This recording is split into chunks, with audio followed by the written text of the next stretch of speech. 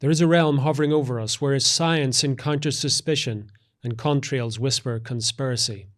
Is what stretches above us a mere exhaust, or is it something far more sinister? Let's follow the chemtrails here on Things Visible and Invisible.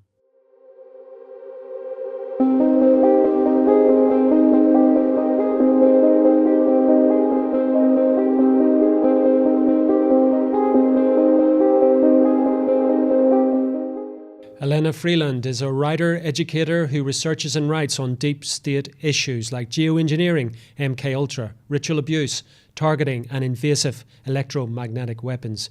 She's written a number of books, including Under an Ionized Sky and Geoengineered Transhumanism, and she joins me down the line from her home in Washington State. Elana, welcome to Things Visible and Invisible.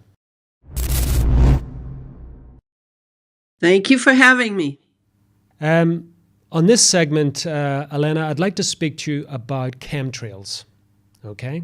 Now, there's a lot of people who, and we've had some of them on the show, who say that this is a complete fabrication. Chemtrails are natural phenomena. They're to do with clouds. You take a very different view. Why is that? Well, this is 25 years of my life.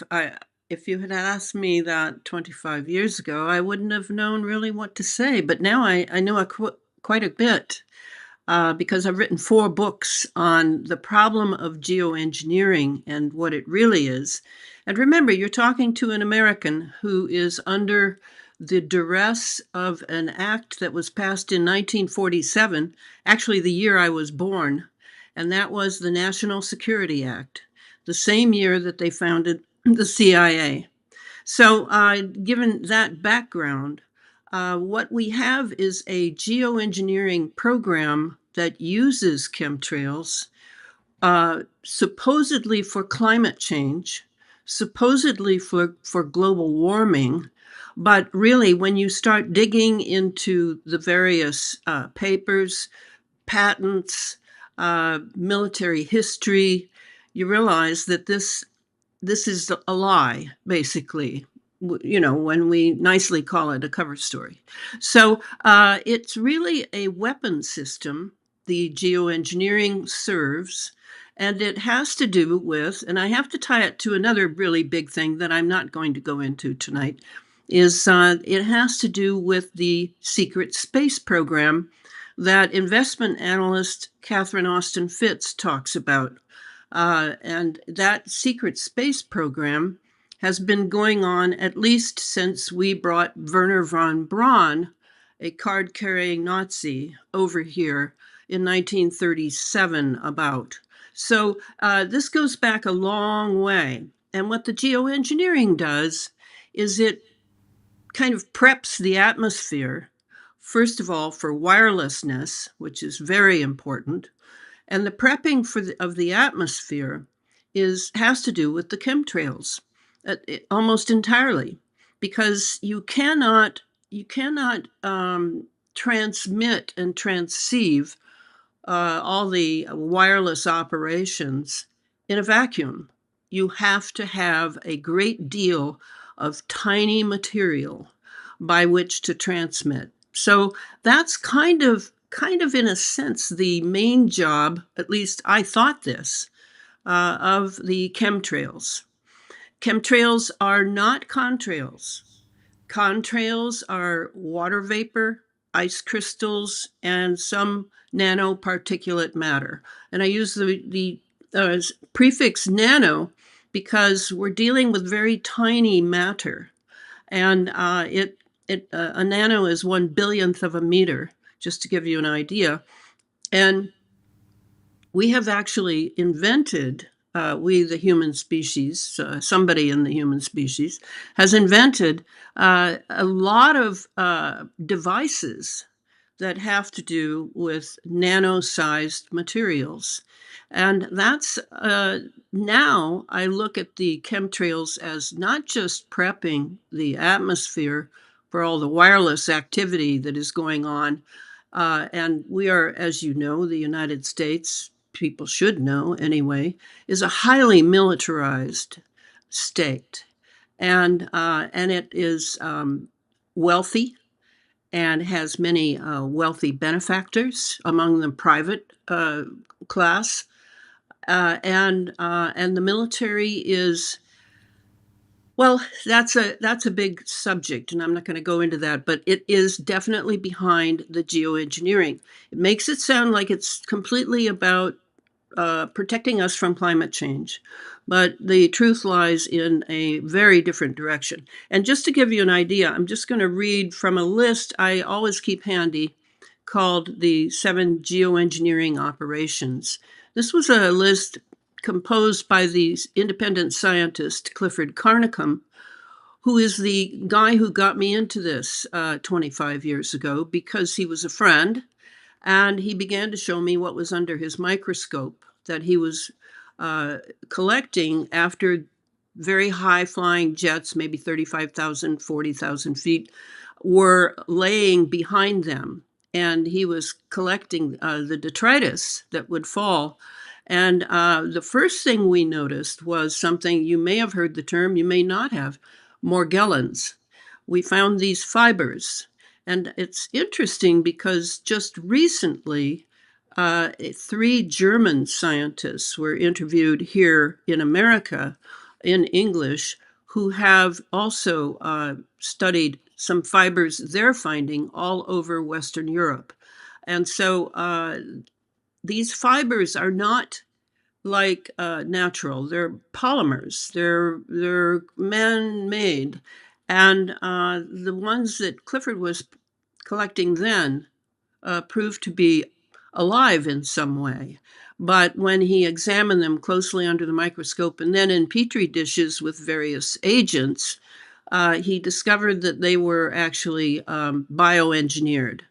And a lot of people suffered from that particular problem. And that's kind of how I got involved, because I found those fibers in what he called the red wine test, where you you clean your mouth and then you slosh red wine or grape juice, and then you spit into a clean jar and you wait until it dissipates, and then you find these fibers that actually move in their own motility. So that's when I got really concerned, was that it seemed that these fibers were being dropped, that there was a relationship between what was coming out the jets and these fibers. And that's when I began to research. Now, Elena, you've said an awful lot there, and I want to unpack some of that. First of all, let's back up a little bit. When I was growing up, nobody talked about chemtrails or even contrails. Nobody talked about any of that. Is this a recent phenomena? Where have you sort of placed that historically, that this phenomena, as you suggest, started? Well, you have to look at the military because these large operations that take, now billions of dollars to maintain, just to maintain them, are generally always military or intelligence. And I don't see a whole lot of difference between the military and intelligence in the decision-making process of what citizens are going to be used for.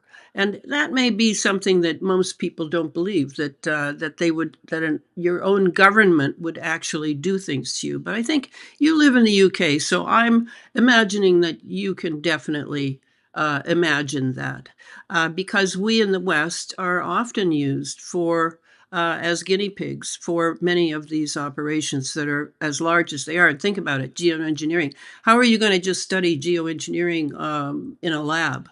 It's not going to happen. It's going to happen in the open air. And then you're going to need a lot of cover stories for it. So this goes all the way back to World War I.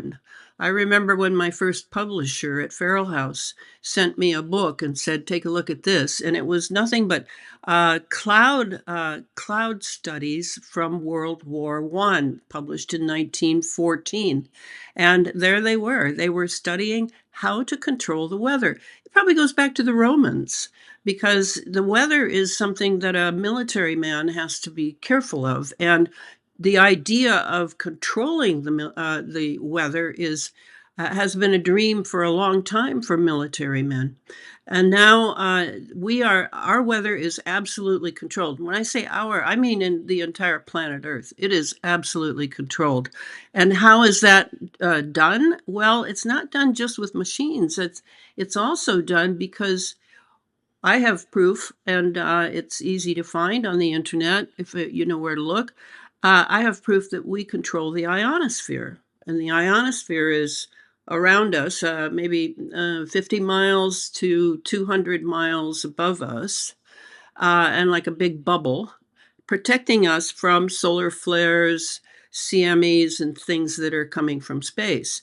But that ionosphere now is absolutely controlled, and that becomes a Tesla weapon system. Okay. And now we're with Nikolai Tesla. Okay. Before we go down that rabbit hole, I mean, again, you've given me an awful lot to think about. I'm going to back up a little bit more because I'm understanding what you're saying and the kind of the logic of what you're saying. But there's a question in my mind, Elana, which is this: why is this happening? Who is behind this? What is its end game? Well, that took a while for me to find out. I actually thought that, with each book I finished, remember, I've written 4 and I'm writing the 5th right now. And I hope this is the last one because I've said everything I can once this book is done. It needs the PhD guys who are protecting their careers and maybe even their lives. I don't know, but they're not talking. So the end that I have come to through writing these books and having discovery process the whole time, another level, another level, another level, is that transhumanism is the real end of the game, in that they are trying to change the human species. But to do that, they're also changing the nature of the Earth itself, so of our dear planet Earth. And so that gets into what is now called epigenetics, using the environment to change species. And that has been going on now for at least 25 years, probably longer, but that's as far as I trace it. And that's why would they do that? Because a lot of these men, and I do feel it's mostly men, are members of secret societies that have very old desires and objectives for their relationship with planet Earth and humanity. And so these secret societies, it turns out, are not laughable. They are not just guys with big bellies at meetings, looking for sex and alcohol. No, these are very serious guys who are using science in order to produce a different kind of planet. They have their own ideas of human evolution, not a Darwinian thing anymore at all. They hope to take control of human evolution. In fact, they have a term for it. They call it directed evolution. And that would mean that our evolution is directed by others who feel that they are wiser and they know which direction we would go. But meanwhile, we have to sacrifice our free will. And that's where I'm not willing to go in that direction. I mean, what evidence have you discovered? I mean, hard evidence have you discovered that this agenda is being pursued? Oh, there's so many ways. But if you're talking about how we were all educated in school to think that there's a good answer, and if you have enough footnotes, and if you have enough graphs, and number proof that you can prove something, this is a highly classified program. And so what you're looking for here is kind of what I did my master's degree at St. John's College on. A British guy named Collingwood, who wrote a book called The Idea of History, in which he talks about how do you write histories where you want it to be about the truth in ages in which many documents have been removed, other documents have been changed, and there's constant lying and subterfuge going on. How do you write histories for that? And he then proposes what he calls the third thing, and that I received honors for that thesis, primarily because I think I explained what he meant when these gentlemen that were on my committee actually had no idea, but admired him all the same. He died at 48 in a very mysterious death. You'd have to put that in too. So that's how I function. I'm the person that you want to research just about anything but mathematics. I'm not very good at mathematics, but I can pretty much go on the internet and find just about anything if I have enough time and if I know what the objective is. So I have put together this, and I admit it sounds very radical. It sounds like science fiction. I totally understand why people are dubious, because you can't imagine that something so secret and so devastating to human life, Homo sapiens human life, could possibly be happening right in front of our faces for decades, and we would not recognize it because we are so media driven now. All you have to do is control the media, and then you will be made to believe the biggest nonsense you can possibly imagine. I'm a researcher. I know how to research, and that's what I try to do, is present how I see it. And the bringing in of the secret societies makes me, a tinfoil hat conspiracy theorist, blah, blah, blah. But I know what I'm doing. And the secret societies are extraordinarily important when you're looking at anything from Western civilization. Well, we started with chemtrails, but this is not really about chemtrails anymore. This is about something much wider, much deeper, and perhaps more sinister as well. Unfortunately, however, though the clock has beaten us already on this one, tell people where they can find out more about you, your research, your work, and also pick up a copy of one of your books. Well, the books in UK are in at Watkins Bookstore. That I know, because they recently wrote a very nice article about my most recent book, Geoengineered Transhuman, put out by Inner Traditions. And I would recommend that in the UK. In the United States, you can always get them at Evil Amazon, but you can also get them at a very tiny bookstore called the Rudolf Steiner Bookstore in Seattle, Washington. It's in someone's backyard, very small, a little bit of profit here and there for him. But I would recommend that. He handles everything I write. Elana, thank you so much for coming on Things Visible and Invisible. Thank you for joining us on another episode of Things Visible and Invisible. We're dedicated to uncovering phenomena that challenge our understanding of reality, from ancient enigmas and paranormal encounters to scientific anomalies and forgotten histories. If you enjoyed this journey into the mysterious and unexplained, please consider subscribing to our channel and hitting the notification bell to stay updated on future explorations. Have a personal experience or story that aligns with our investigations? We'd love to hear from you. Visit our website at tvi.show and reach out through our contact form. While we can't feature every submission, we review them all, and your story might be featured in an upcoming episode.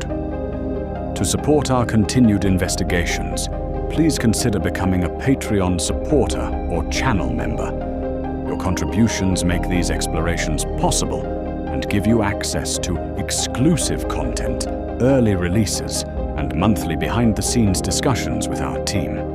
Don't forget to check out our merch store. We've got everything from TVI-branded t-shirts and hoodies to stickers and coffee mugs, perfect for showing your support while keeping the mysteries close. Thank you for watching, and we'll see you next time as we continue to explore the things visible and invisible.